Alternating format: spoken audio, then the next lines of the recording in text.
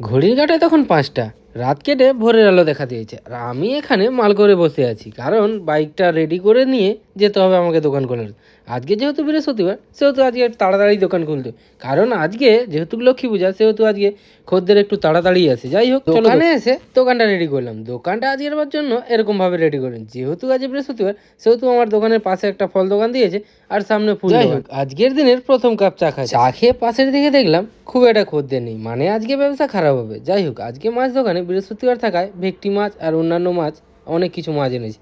যাই হোক, তখন সময় 11টা, দোকান বন্ধ করার সময় হয়ে গেছে। আজকে যেহেতু বৃহস্পতিবার ছিল, সেহেতু আজকে ব্যবসাটা খুব একটা ভালো হয়নি। যাই হোক, আজকের মতো দোকান বন্ধ করে চলে যেতে হবে বাড়ি। এসে স্নান করে রেডি হয়ে গেলাম, দেখলাম তরকারি রান্নার আইটেম চলছে।